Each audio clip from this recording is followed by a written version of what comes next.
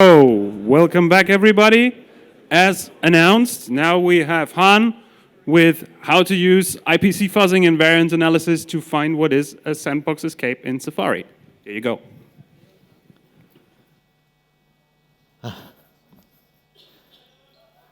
Okay, hi. I'm pretty nervous, so please bear with me. I'm Ki-chan An, and some people know me by my Twitter handle Externalist. And today I'm here to talk about some sandbox escapes in Safari. A little bit of introduction. I work for Exodus Intelligence, and I have experience in vulnerability research in various areas. And currently, I'm mainly focusing on creating exploits that constitute the Safari full chain. This is the agenda for the talk. I'll start with a short introduction on IPC internals and talk about the attack surface and move on to fuzzing, and finally discuss variant analysis. The first topic is the attack surface. There are essentially two sandbox profiles that govern the Safari web content process, and it's these two files. If you look at these files, there is a really long list of fine-grained policies. That's a little over 1,000 lines. However, the only ones that matter in terms of sandbox escapes are the ones that start with allow Mac lookup, because they list the IPC endpoints that are reachable from the Safari sandbox. And if you collect all of these endpoints in the profile, you'll realize there's a plethora of endpoints that an attacker can choose from. And I think Apple has realized this is a problem. And if you look at WebKit commits recently, they're starting to add lots of telemetry to find out which IPC endpoints are not being used. And they're removing the ones that they determined obsolete one by one. Personally, what I do next is I organize the attack surface in different categories and map the service endpoints into actual binaries. The reason I do this is so I can focus on IPC endpoints that match a certain criteria. I would normally try to focus on services that are running in unsandbox context. Newly added IPC services are definitely worth checking out because they're probably less audited. And categorizing also helps if you want to look into services that use a specific IPC method, such as the legacy IPC. There are mainly three types of IPC communication.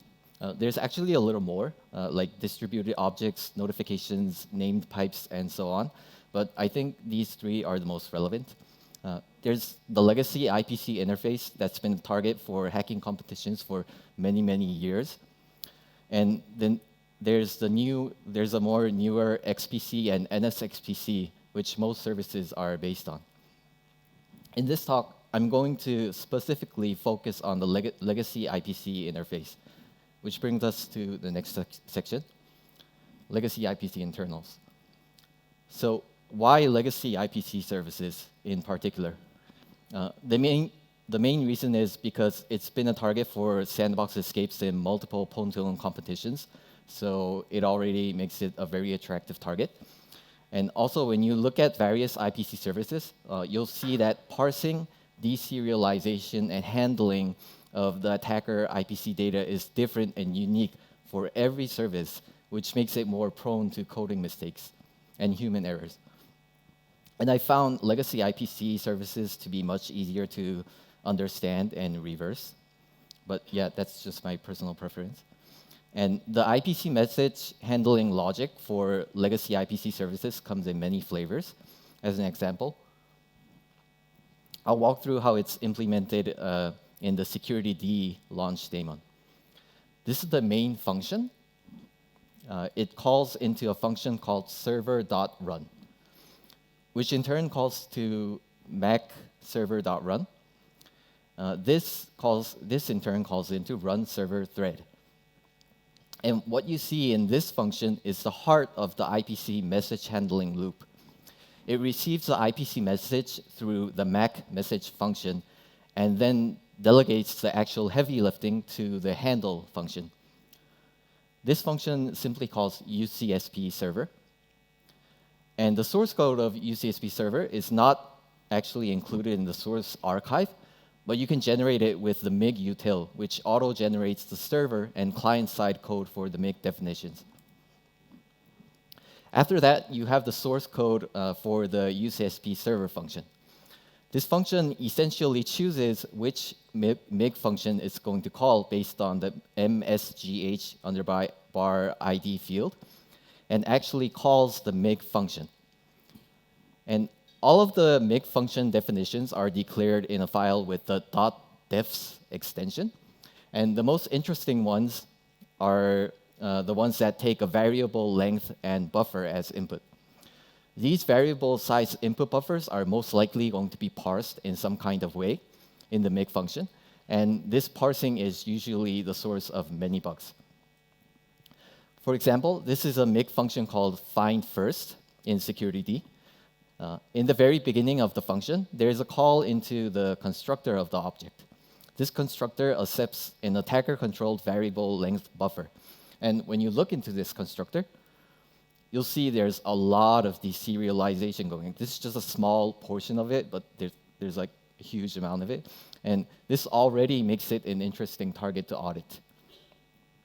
Now, this is the infamous doc service. This is an example of a legacy IPC service that doesn't have any source code and just the binary. The thing you're usually looking for is the large function table, which enumerates all the MIG functions. And to find that, the best starting point would be to find the place where the IPC endpoint is being registered. And in this picture, the IPC service is checking into launch D with bootstrap underbar check-in. And a couple lines below, the MIG function table is being registered by the MSH create MIG server source function.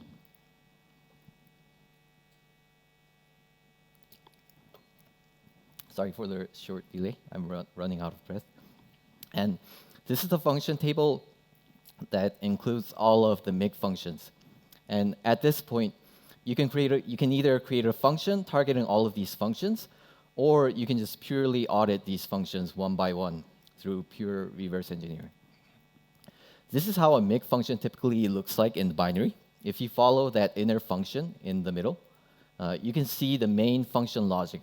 And in this example, you can see the unserialized CF type function, which was a source of a really nice bug found by Nicholas Baumstrock somewhere in this room and used in Ponto in 2019. After you located these MIG functions, you can either audit the source code or reverse engineer the service binary. It's also worth trying to attach a fuzzer if the function is too complex to reverse and you just want to get some quick results out of it. And finally, there's variant analysis.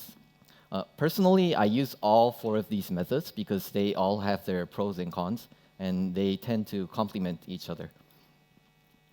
First, I'll talk about fuzzing. When I first started, I tried to build something based on a set of goals, these 4 goals. I wanted it to be coverage guided, because coverage guided fuzzing seems to be the latest craze, and it seems to have the highest return on investment compared to other fuzzing methods. And I wanted it to be generic, so I could just plug it into any IPC functions with minimum effort on my side. And finally, I didn't want to build it from scratch, but instead fork from an existing fuzzer, so I could massively cut down on development time. The first question was which fuzzer I was going to use as a base, and these are the 3 most popular fuzzers. AFL is like the industry standard nowadays, but unfortunately, it isn't really fully supporting macOS at the moment. Then there's libfuzzer, but however, you need source code to use libfuzzer, and Apple releases source code for only a small portion of their userland daemons services. Finally, there's HongGFuzz. Personally, I think HongGFuzz is pretty underrated because if you look at most fuzzing projects, they're pretty much some kind of fork of AFL. But I think HongGFuzz is very stable, feature-rich, modular, and the source code is pretty easy to read and modify. And most importantly, it fully supports macOS, so it was perfect for this project. So I decided to build my fuzzer based on HongGFuzz. There was actually some previous research done by Paul Hernault in the past. The basic concept is he used Quarks Lab's dynamic binary instrumentation framework, QBDI, to attach a coverage-guided fuzzer to closed source binaries.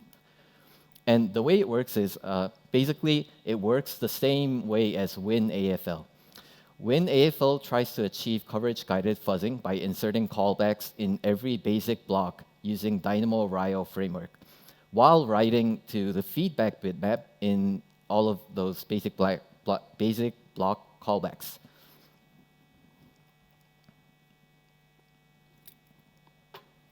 Okay, so Paul did pretty much the same thing, using QBDI instead of Dynamo-Rio, and use Hongji Fuzz as the main driver for fuzzing. And with that, fuzzing macOS library or framework functions becomes as simple as writing a couple dozen lines of code. I'll do a small case study with the unserialized CF type function that's called inside an IPC function of the infamous doc service. Paul didn't release the source code of how he implemented the glue between QBDI and Hongji Fuzz, so I wrote my own version of it. On the upper half, it's initializing the QBDI framework and deciding which library code it's going to instrument. On the bottom half, there's a Hongji Fuzz persistent loop, which calls QBDI call, and that in turn kickstarts the unserialized CF type function call within QBDI's virtual machine. The fuzzing input is provided by Hongji Fuzz by the hf underbar iter macro. This is the function that will be called on the beginning of every basic block. Basically, the function just marks the feedback bitmap and simply returns. This feedback bitmap will be interpreted by Hongji Fuzz, which in turn drives the feedback-driven fuzzing engine. I'll show us a small demo of how this works in practice. The target function is the unserialized CF type from the doc service. And I'll run this, and the demo is running on a vulnerable version of the unserialized CF type function.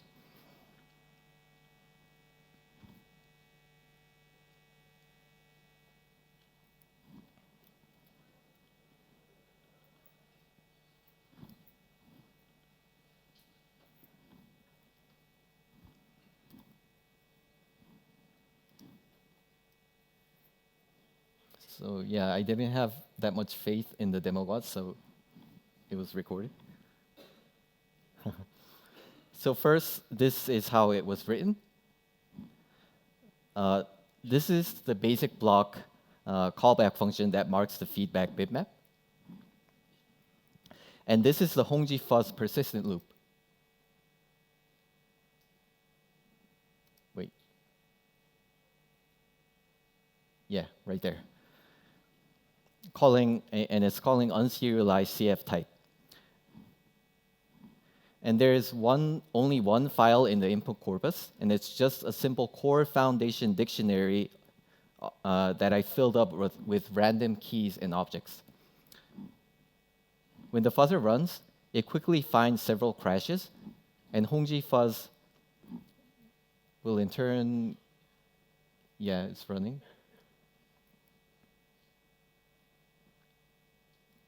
And Hongji Fuzz categorizes them in a separate folder. And I made a small verifier that tests each of these crashes. And what it does is it simply calls the vulnerable CF unserialized CF type function.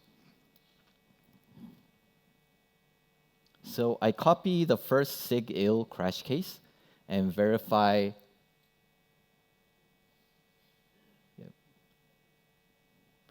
that it's an actual crash case. And the next thing is to try agit in a debugger. And printing the backtrace shows the root function of the vulnerability, CF attributed string create with runs. And further, printing the register values show that it's probably a very interesting crash case. Yeah. Okay.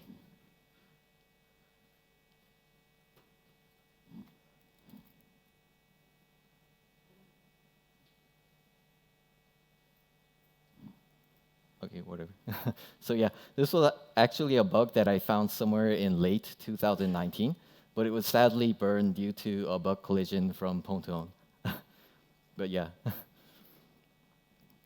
So I think the beauty of all of this is that in order to run this fuzzing session, I didn't have to modify any of Hongji Fuzz's source code, and all of it works with just a couple dozen lines of code. But not all code is neatly wrapped up into a function in a framework or library function. So I think the next logical question would be, how do you fuzz functions that are compiled inside the service binary? And if the function is pretty self-contained and doesn't rely on the daemon to be actually running, then it's possible to fuzz using the previous method that I just described. But what about functions that properly work only when the daemon is actually running? And a nice alternative to that would be in-memory fuzzing. But wouldn't it be awesome if we could somehow hook it up with Hongji Fuzz so we can use its coverage-guided fuzzing powers? So that led to the next project. So what I did was I modified several hundred lines of Hongji Fuzz so it wouldn't use this fork server model, but instead interact with a live running daemon through several IPC channels. First, Hongji Fuzz injects a dynamic library into the daemon that's already running. The dylib is essentially the lib hfuzz component of Hongji Fuzz and includes all of the client-side fuzzing code. The dynamic library runs its constructor and waits for Hongji Fuzz to pass all of its file descriptors. Hongji Fuzz passes several of its file descriptors that are relevant to fuzzing through Unix domain sockets. The client duplicates all the file descriptors into hard-coded file descriptor values that Hongji Fuzz expects.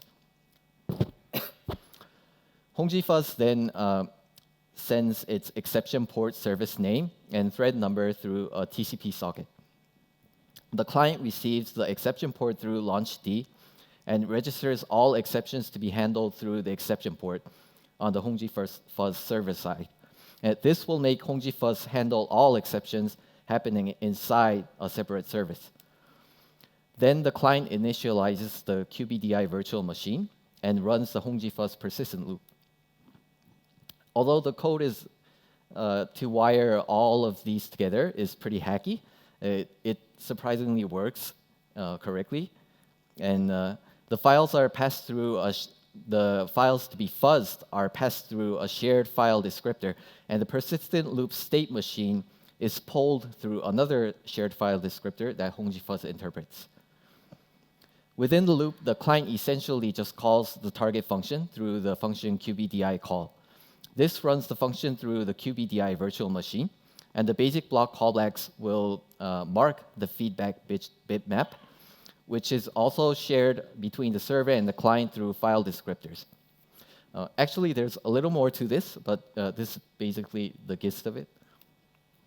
And I would like to give a special thanks to Nicholas Baumstrock for this tweet, which inspired me to start this small fuzzing project. And as much as I want to, but I couldn't actually disclose 0 days live on stage, although it would be super cool. So I'll just fuzz a non-vulnerable function just to show a demo of how it actually works in practice. And in this demo, I will fuzz a deserialization routine in security pretending that we don't have access to the source code and just the actual binary. This is what the function looks like in the binary.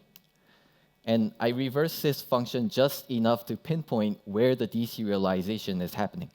The fuzzer is going to target the function I labeled as copy in, and the Hongji Fuzz persistent loop will feed data into the second and third parameter of the function, which is a serialized data buffer and size. The fourth parameter points to the deserialization routine. So a short demo of how this works.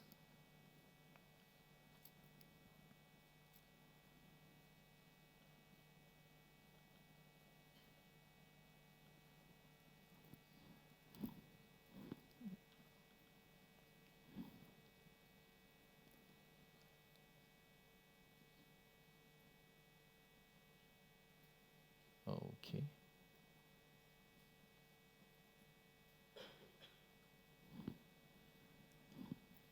So this is the code of the libhfuzz dynamic library, which I heavily modified. And these are the offsets of the various deserialization functions I found through reversing. And the one that's highlighted is the qbdi call function, which actually calls the function through qbdi.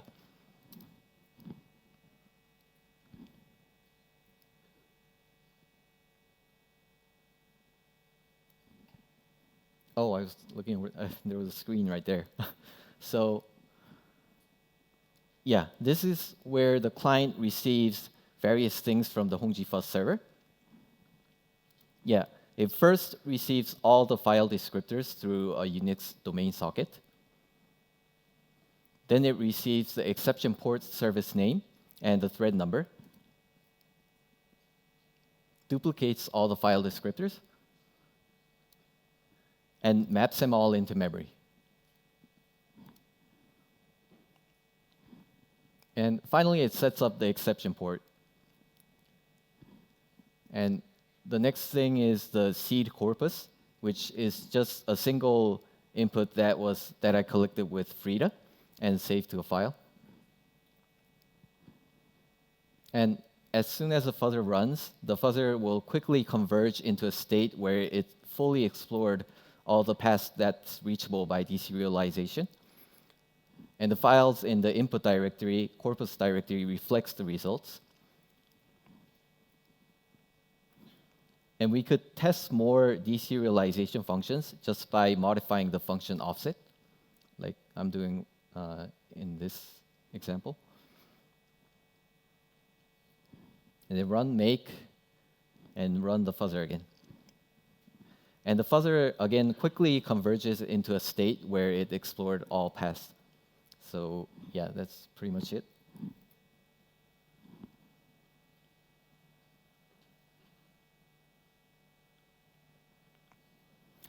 So yeah, although the demo didn't really show any new bugs, it actually works. And there's nothing super advanced, like it's just a coverage-guided fuzzer attached to a live running service. And I think if you point this to some complex parsing routines or deserialization routines in other services than the ones that were presented here, you might find some interesting bugs. Yeah. So yeah, that's it about fuzzing. And the next topic is variant analysis.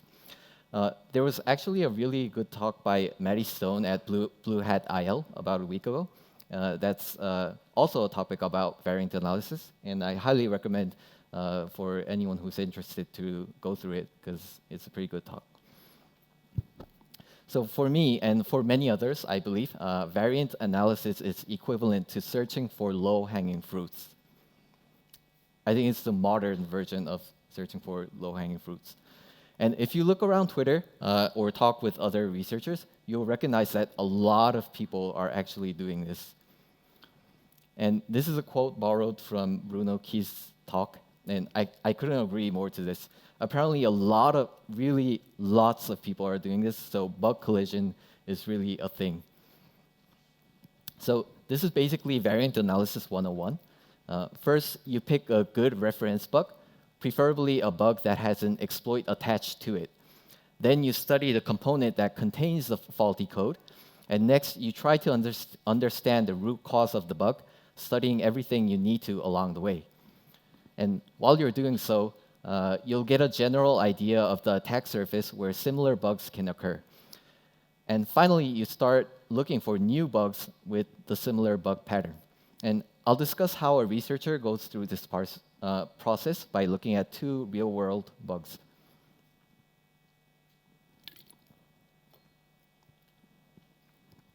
The first bug is actually not really a sandbox escape, so it might seem a little off topic.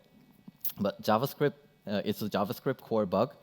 But still, I thought it was a perfect candidate to discuss variant analysis while not straying away too much from the topic of browsers.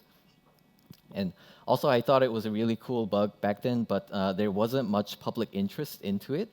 So I wanted to use this opportunity to discuss more about it. So this bug family was first found by Loki Harty back in late 2018. And I call it the does GC bug family because the does GC function is the mothership of this entire bug class. So this is Loki Harty's public advisory. It was a pretty cool bug. I mean, it was pretty cool that he found this bug through just pure source code auditing. And a couple months later, Luca posted his own variants on Twitter, and along with a proof of concept exploit. And this is the patch that killed Luca's variants. It patched 6 DFG opcodes that were incorrectly returning false in the does GC function. Now, I'll go through the process of understanding the root cause of this specific bug. There's this function called does GC, and what it does is it's responsible of telling the DFG compiler which DFG opcodes have the possibility of bringing up the garbage collector. And before the patch, the compare EQ opcode was returning false, which means that it doesn't have any chance of inducing garbage collection. Now, this is how the compare EQ DFG opcode is compiled into the DFG JIT code. It flows into the function compare. If both arguments are string type, then it'll eventually flow into compile string equality. If any of the arguments is a rope string, then it'll flow into operation compare string EQ, and which goes into these 3 series of function calls until it reaches here. And if any of these arguments, if any of the arguments is a rope string, then the function will try to resolve this rope string. And doing so will create a new buffer that's big enough to contain all of the strings that are contained inside this rope string. And this new allocation is what could summon the garbage collector. So the fact that JIT code can reach this piece of code, which creates a new allocation, violates the assumption that compare EQ opcode can never bring up the garbage collector. So why is this a problem? To explain why, it's important to understand a DFG optimization phase called DFG store barrier insertion phase. And simply put, that phase largely relies on the correct modeling of the does GC function. And if does GC isn't modeled correctly, the optimization phase will not emit something called write barriers, where it's supposed to emit them. And these so-called write barriers are important to make garbage collector work properly. So a single missing write barrier can turn into a serious problem. So let's assume that we are back in time, like right after we saw Luca's tweets that the bugs were patched. And at this point, you would start thinking, are there any more of these bug patterns in JavaScript core? Or were those the last ones standing? You can quickly figure out by investing a day or 2 in source code auditing. And so here are the ingredients. There's a giant switch case in the does GC function, and the opcode that you're looking for must return false. And the JIT code that's emitted by the opcode must create a new allocation. Also, the size of the allocated object should be preferably controllable. The ideal case would be an opcode that would resolve a rope string or something similar.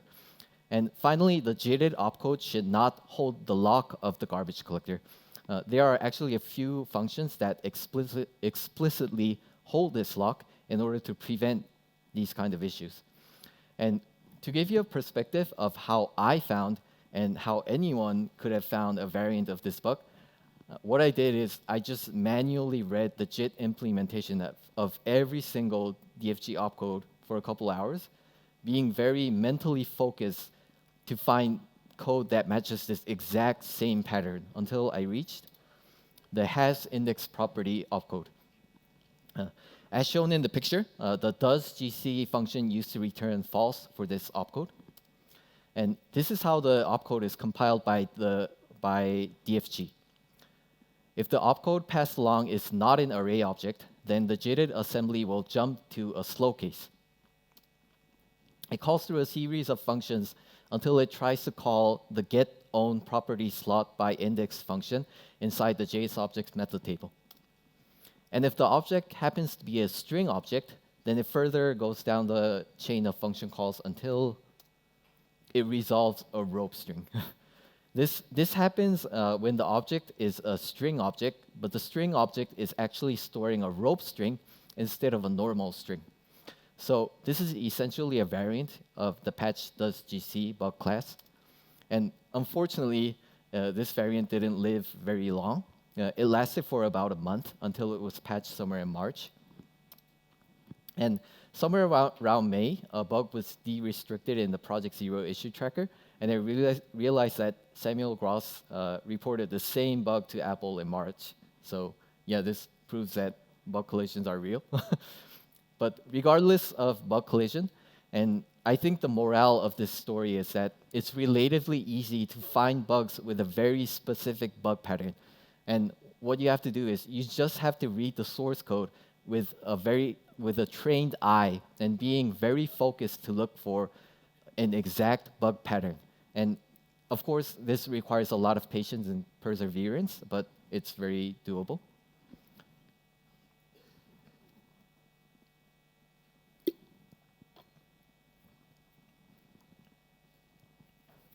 So yeah, nothing really terribly advanced.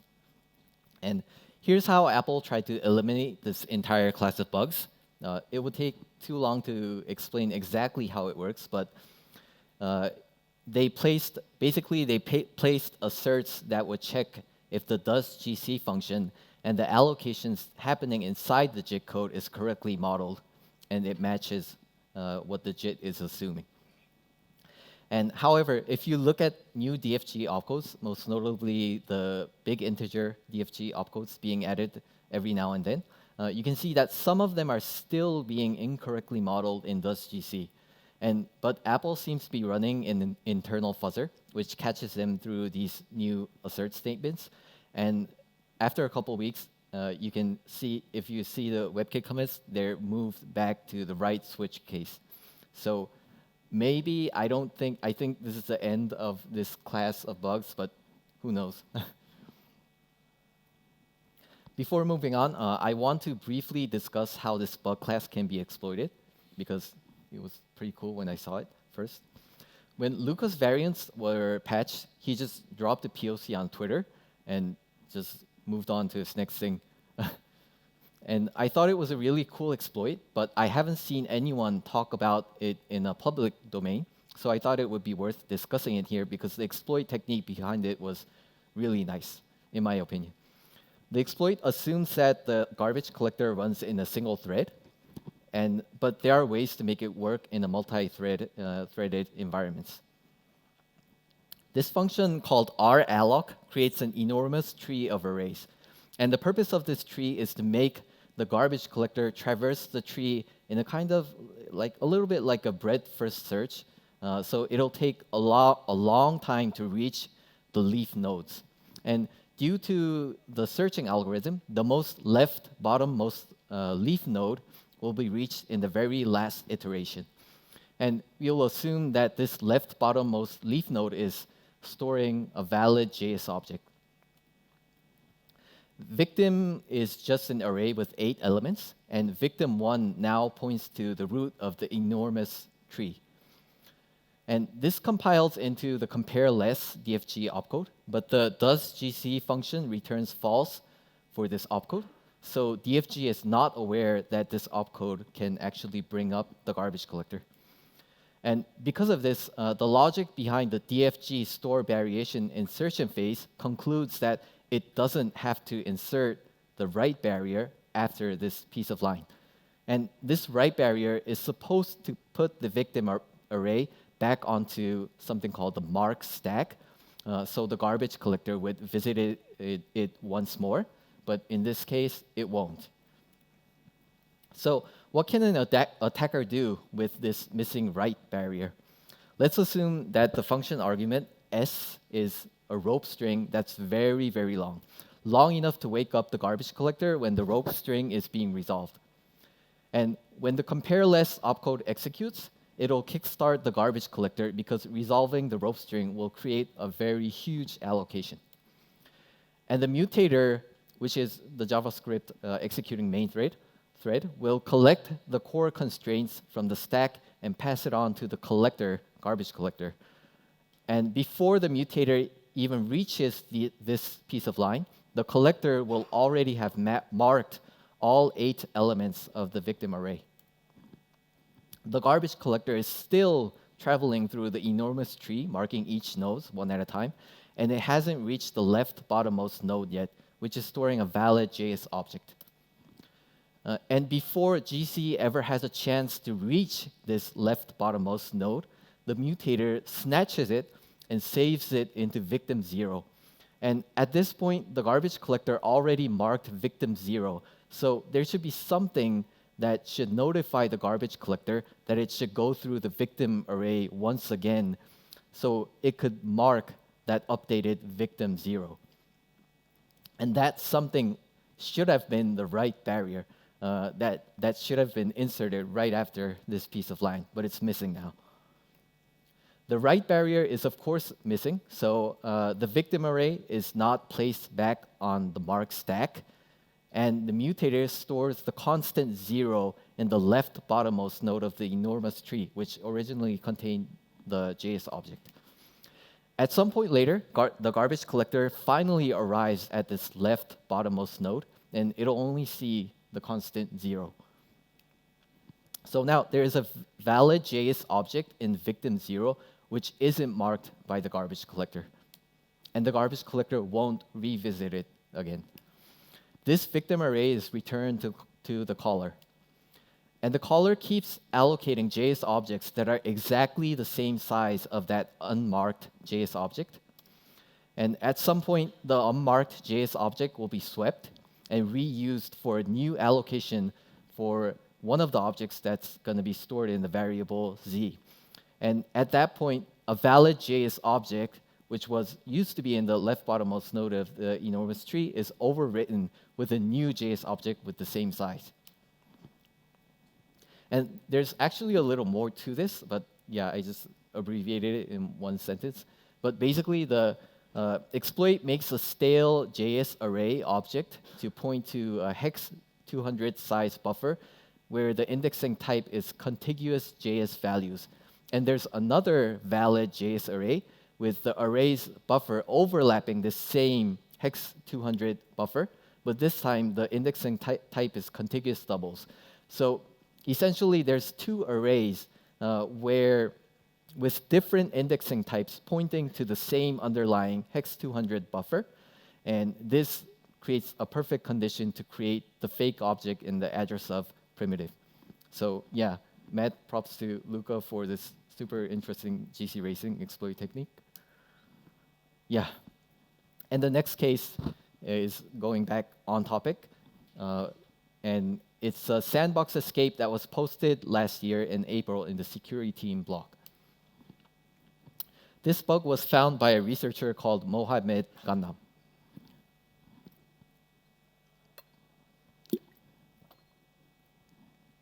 So it's an uninitialized buffer vulnerability in the PowerD daemon, which is running as unsandbox root.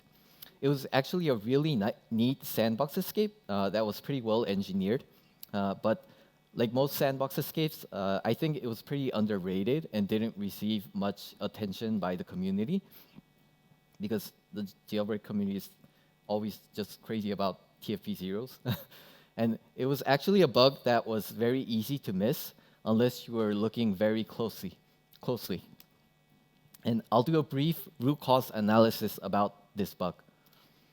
This is the IPC main handler function of PowerD. And you can see that it allocates space for the output buffer, but it never initializes it to 0. And the make function will be called passing this uninitialized buffer. And in a make function called IOPM last wake time, there is a check if a global variable is not null. And if it's not null, then the function forgets to initialize 2 values in the output buffer and sends them back to the caller. And this gives an info leak of primitive of a couple of bytes. And this one was pretty funny. It's in this MIG function, IO-PM connection copy status. The function does absolutely nothing and returns. And this leaves the output buffer pointer and the output buffer size uninitialized.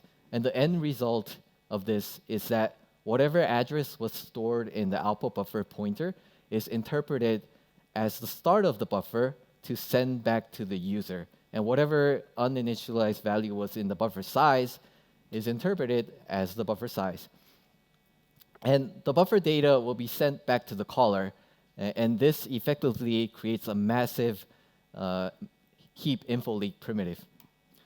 And last but not least, there's IO-PM HID event copy history. If the CF property list create data function fails for data stored in the global variable GHID event history, then it returns current success without initializing array data in array data len. And because the MIG definition specifies the dealloc flag for this function, the MIG function is going to deallocate the output buffer array data after it returns. And this essentially creates an arbitrary free primitive. So how did Mohammed Gannam exploit this? Just to give a brief overview, first you spray a lot of large core foundation objects, and then using the info leak one of the core foundation object's address, and then use the arbitrary free bug to deallocate the leaked core foundation object. And afterwards, refill the arbitrary free memory with page-aligned and carefully crafted payload that holds the job chain. And finally, call a MIG function that calls CF release on the refilled memory, interpreting it as a core foundation object, which eventually kickstarts the job chain. And the exact details of the exploit can be found in the full-blown exploit that was published by Mohammed Gannam. It's worth reading. It's pretty cool. And now let's find a variant of this exact same bug pattern in the same PowerD daemon.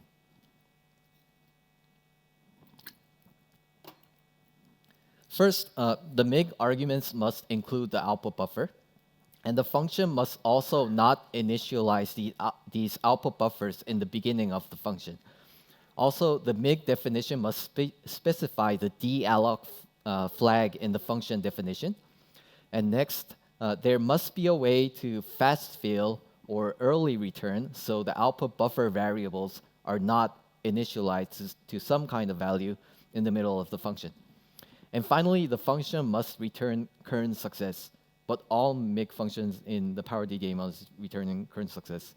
And all of this might seem very tight restrictions because all of these conditions must be satisfied all at once, but it just so happens that 100 lines below the vulnerable IOPS update power source function, there's a function called IOPS copy power sources info that actually matches all of those conditions. So let's dig into this function to find out if it's exploitable. It first creates a new core foundation array and iterates over the GPS list array, copying over the description field into the array. Then it creates a core foundation property list based on the new array contents. If the CF property list create data function somehow fails, then it's not going to initialize the output buffers PS, PTR, and simply returns current success.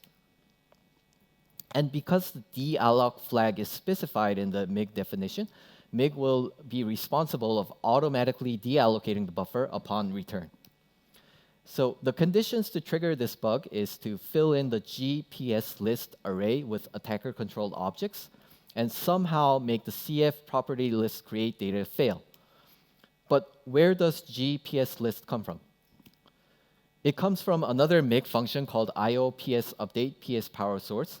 And this function essentially deserializes attacker-controlled data using the IOCF unserialized function and stores it into the description field of the GPS list array that I mentioned earlier in the slide.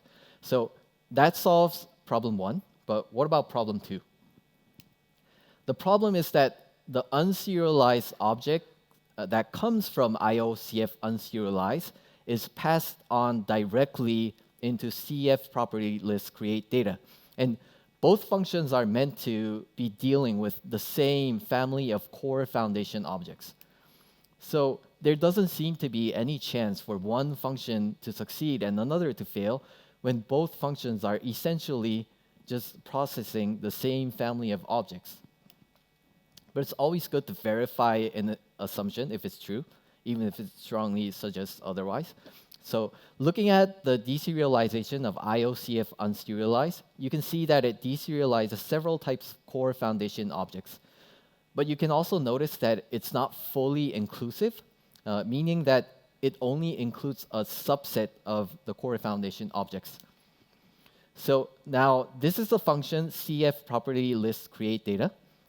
This function eventually calls through a chain of function calls until it reaches CF binary plist write, which accepts these kind of objects.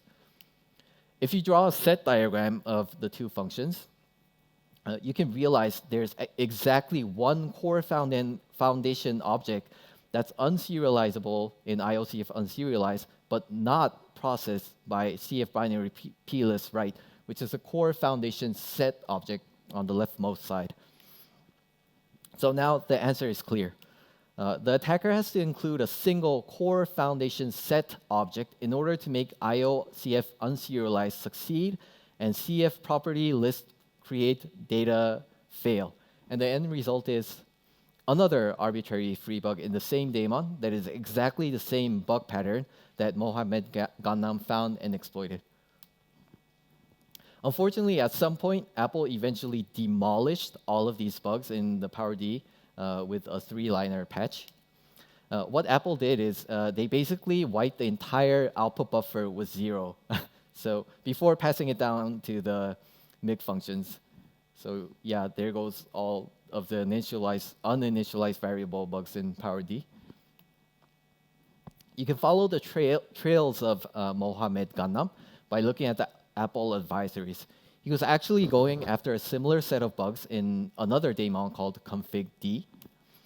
And with a quick patch diff, you can see that he was basically looking for the same set of uninitialized output variable bugs in the config-d daemon. And these bugs were also interesting because they open a potential avenue for port replacement bugs. But yeah, they're all patched now. So yeah, here are some of my thoughts on variant analysis. Variants of existing bugs can live on for several months or even years. However, bug collisions do happen very often, so you should brace yourself for the impact. And vendors seem to be doing it very actively nowadays. And the overhead for finding bugs is relatively small compared to other bug hunting methods. And also, if there's a full-blown exploit for the original bug, then exploiting a new variant of it is very trivial. Finally, variant analysis is not only useful in finding a similar bug variants, but it also helps in knowing where other researchers are looking to find their own set of bugs.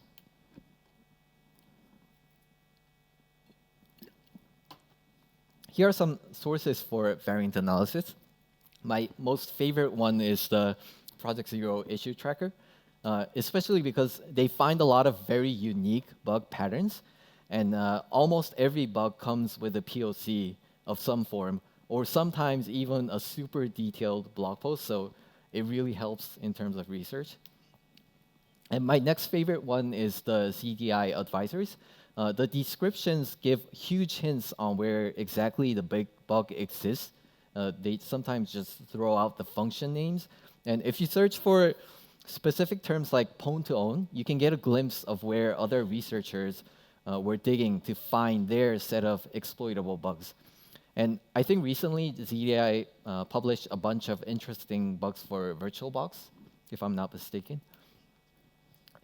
And although not very descriptive and sometimes misleading, vendor advisories sometimes help. And some security patches are very hard to reveal or patch diff and dig out. But for others, if it doesn't take too long to find the root cause based on binary or source diffing, then it's definitely worth investing a little time and taking a glimpse at the patch bugs.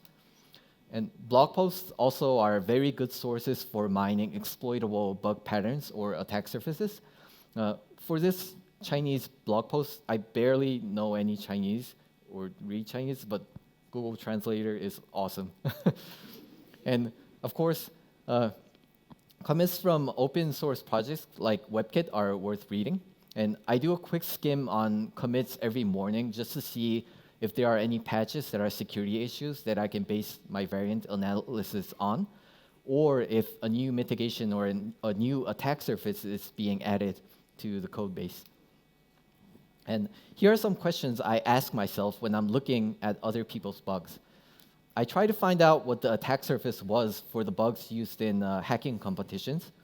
Then I ask myself, how would the bug finder would have found those bugs? And I imagine if the bug would have been feasible to find with a fuzzer, or if so, then how the attacker would have designed his fuzzer to find this bug. And if it isn't, then if it would have been practical to find this bug only with pure source code auditing or reversing, or if it would have been too complicated to do so, or if it was just a variant of a known bug pattern, or if it was already a known bug that hasn't been downstreamed by the vendors, and so on, like the recent mobile Pontoon in 2019. And here's an example of a Pontoon bug. I think many people already read this excellent blog post from PhoneHex. It explains an integer overflow that occurs in the array spread operation, which was used to compromise the Safari renderer in Pontoon 2017. And right after reading this blog post, if you ask this question to yourself, what about the JIT code? Is it properly implemented in the JIT code? Then maybe some of the people would have found this bug that was used for 2019 version of Pontoon.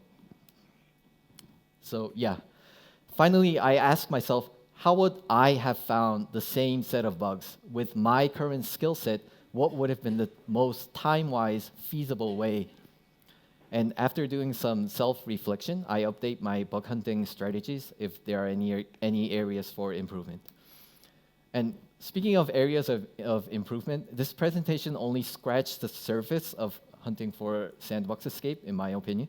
For instance, I only went through one open source daemon that used to have an uninitialized output buffer vulnerability. The next obvious question would be, what about closed source daemons? Would they have the same bug pattern? And also, this talk only focused on legacy IPC daemons, but other daemons that use different IPC mechanisms is definitely worth checking out. And also, there are probably legacy IPC daemons that only exist on iOS, and those are definitely interesting targets as well. And finally, you can see that I haven't even attempted to attach dynamic sanitizers such as LiveG malloc. And attaching a sanitizer also gives a high return on investment, so it's definitely it's an avenue worth checking out. And yeah, I think I'm running out of time, yet I'll just go through this really quickly. And this is my final comments on variant analysis. It's definitely a lower entry point for bug hunting. Basically, you just have to understand why the bug is occurring, and with a trained eye, search for that exact same bug pattern.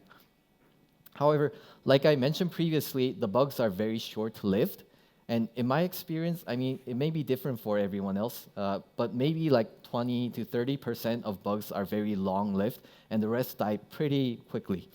And I believe this percentage is going to get lower and lower as time passes, because variant analysis seems to be gaining a lot more attention recently, thanks to SEML and QL. And on the bug collision side, I think the key is the only way is to not get too discouraged if it happens, because it will happen, based on my personal experience. And finally, variant analysis is good if you're relatively new to the bug hunting scene, because if you have this fixed goal that is a strong motivation factor, which enables you to dig deeper and deeper into the target. And at some point, you'll stack enough knowledge up to the point where you don't have to rely on other people's bugs, and you can find quality bugs entirely on your own. And yeah, finally, the conclusion. Personally, I think coverage-guided fuzzing hasn't flourished in macOS as much as other operating systems, so there's still a lot of area for improvement. And variant analysis is a powerful and relatively easy way to find exploitable bugs, but be prepared for bug collisions. And finally, I think I'm repeating myself over and over, but studying patched bugs helps a lot because it not only reveals the exploitable bug pattern, but you also get to know the attack surface that you previously didn't know, which is a potential source of even more bugs. And yeah, that concludes my presentation. Thank you for listening.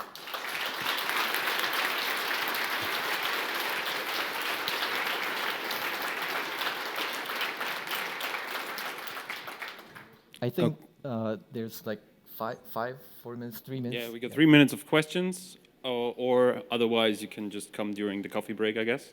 So, do we have questions? Okay. Everybody wants coffee? Seems to be so. Okay, then wrap it up. And if you come up with a question, speak personally to An.